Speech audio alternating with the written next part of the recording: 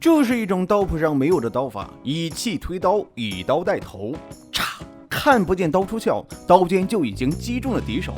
一般人根本学不会这种刀法，但有一位小孩却学会了。江湖中还有一位非常厉害的刀客，名叫一刀仙。人如其名，纵横西北几十年，杀人从没有用过第二刀。那这两位遇上，谁才是会最厉害的刀客呢？电影发生在中国西部，在一片大漠戈壁，这里的环境恶劣，寸草不生，官府都不想管理，任由这里的村民自生自灭。由此就来了许多的土匪，他们四处打家劫舍。土匪头子就是一刀仙，他武功高强，刀法精湛，没有村民敢得罪他。这天，一个名叫孩哥的男孩来到了大漠，要去往双旗镇。半路上，他遇到了一个男子，此人名叫沙里飞，是大漠有名的游侠，靠着一把流沙绞风刀，杀富济贫，除暴安良。沙里飞询问孩哥此行的目的，孩哥告诉他，自己要去双旗镇接他的媳妇。原来孩哥父亲生前有一个手下住在双旗镇，两人的孩子从小就定了娃娃亲。父亲死前希望孩哥可以把媳妇儿接回来。孩哥想着多条朋友多条路，和沙里飞就聊了起来。沙里飞也不客气，直接要向孩哥借钱。孩哥这钱本来是要用来接媳妇的，他也不想借，但等沙里飞要走时，孩哥还是将自己的一半的钱借给了他。沙里飞拿到钱很开心，对他说，以后有难来甘草铺找我。孩哥一到双旗镇就引起了村民的注意，因为这里很久都没有来过生人了。孩哥找到一位修马蹄的，打听这里有没有一个瘸子，因为他的丈人爹就是一个瘸子。修马蹄的觉得孩哥是个外人，没有对他说。晚上的时候，孩哥找到一家酒馆，想吃点东西，但馆内的好妹却把他当成了要饭的，直接把门给关上了。孩哥没有办法，就在门外睡下了。第二天开门的时候，却把好妹给绊倒了。好妹坐在地上就哭了起来，这哭声把他的爹给引来了，对着孩哥就是一顿暴揍。孩哥看到来人是个瘸子，直接跪在地上叫他丈人爹。好妹这时爬了起来，对着孩哥的脑袋砰的来了一下。这时两名刀客来到了镇上，要来找一刀仙报仇。一名刀客拔刀朝他砍了上去，但他还没有看清一刀仙出刀的动作，就倒在了地上。另外一名刀客一看，赶紧跪地求饶，但还是将他给杀了。这也许就是刀客的江湖，两人之间必要有一人倒下。一刀仙杀死两人后就离开了小镇。好妹爹这边和孩哥说了这些年的经历，意思是他不想让好妹嫁给孩哥，但也没有完全拒绝，先让孩哥住下。好妹被孩哥绊了一脚后，对他的印象很不好，都不愿见他。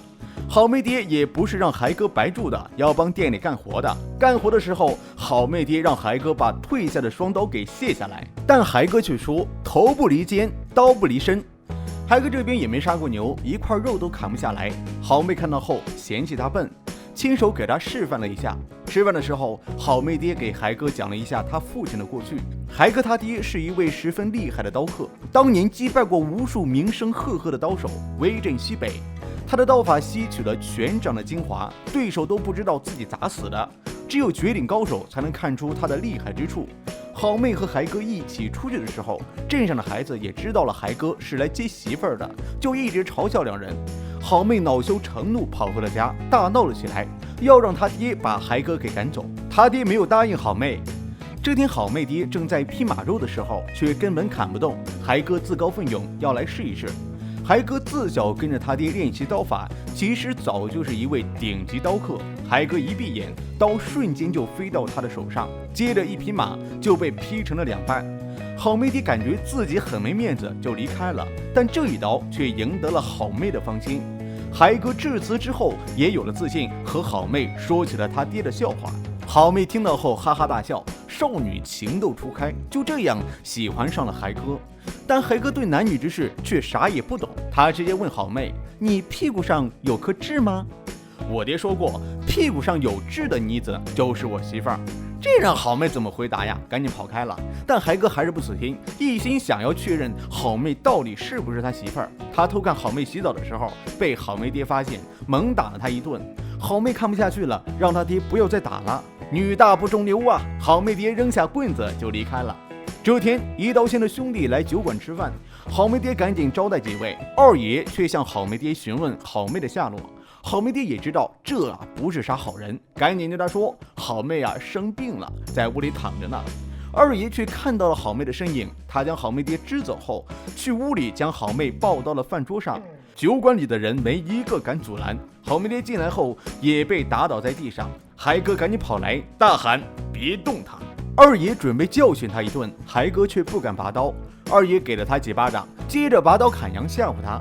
这时海哥拔刀了，电光火石之间，战斗结束。二爷踉跄着走出门去，倒地身亡。村民们这下慌了，大喊着：“杀人了！”海哥这下也傻了，不知道该怎么办。二爷的同伴也赶紧回去禀告消息。村民们聚集在一起开会，商量着到底这该咋办呢？一刀仙兄弟被杀，一刀仙3天后肯定要血洗双旗镇。好妹爹也给海哥介绍了一刀仙的厉害之处，海哥爹还活着的时候应该能打败他。晚上的时候，好妹爹将好妹托付给了他，并对好妹说：“从今以后你就是他的人了，他生你生，他死你亡。”他让海哥带着好妹离开这里，三人起了个大早，但一出门，所有的村民围住了他们，跪在了他们面前，不让海哥走。他一走，村民没办法交代，好妹爹这下无奈了，他还是孩子呀。村民可不管这些，坚决不让他走。海哥没有办法，只好留了下来。好妹也感到很无助，哭了起来。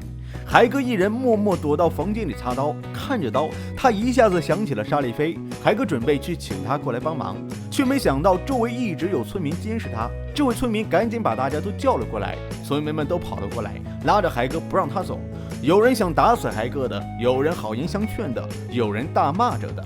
人性在这一刻被体现得淋漓尽致。面对强盗一言不发，面对海哥啥话都说得出口。好妹爹赶紧说，海哥是去找沙利菲。一个酒鬼听到沙利菲，他表示自己认识，找他来说不定真能打败一刀仙。好妹爹好说歹说，村民才答应让海哥走。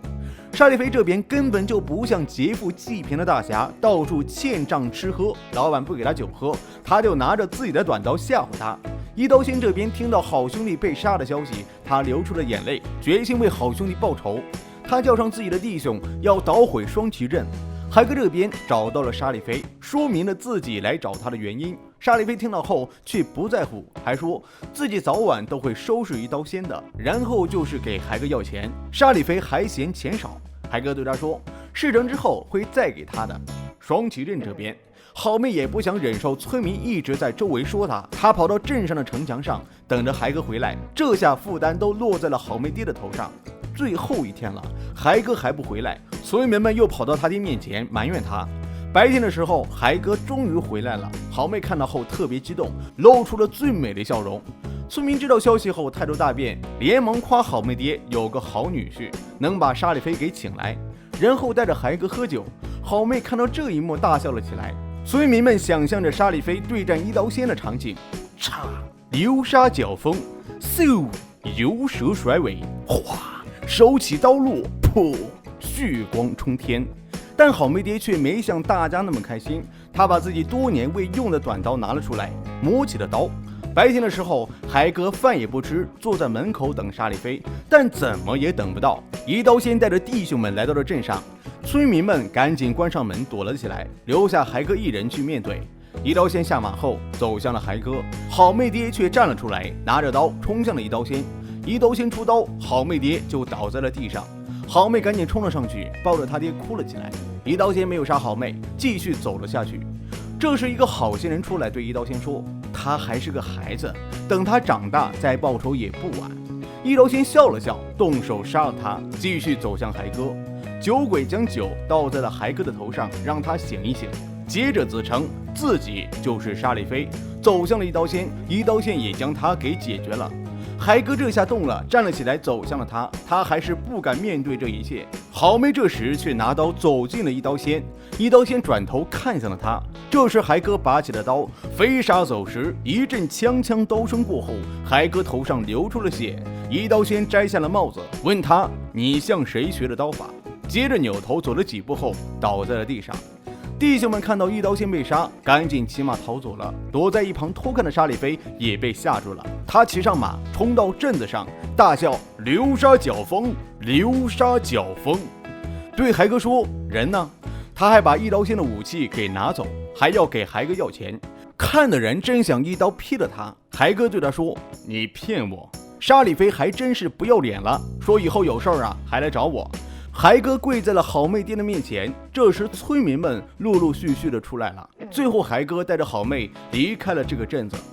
双旗镇刀客是一部非常经典的武侠电影，虽然故事是虚构的，但却给人一种特别真实的感觉。电影中的景色大多数都是以黄色为主调，能让人感受到大漠中的那种苍凉。好妹在城墙上等着孩哥，这一幕真是太美了。电影中的武打镜头不是很多，孩哥一共也就出了3刀，但每一刀都是电影中的关键。第一刀赢得了好妹的芳心，第二刀杀死了二爷，救了好妹，引来了一刀仙，第3刀杀死了一刀仙，完成了一场成人的鲜血洗礼。电影中的风格和意境和断刀客很相似，但双旗镇刀客剧情要比它更简单，更加真实。那么这2部电影你最喜欢哪一个呢？欢迎大家打在评论区和大家一起交流。好了，今天的武器介绍就到这里了，想了解更多记得关注加一哦。阿斗说片天天见，明天我们不见不散。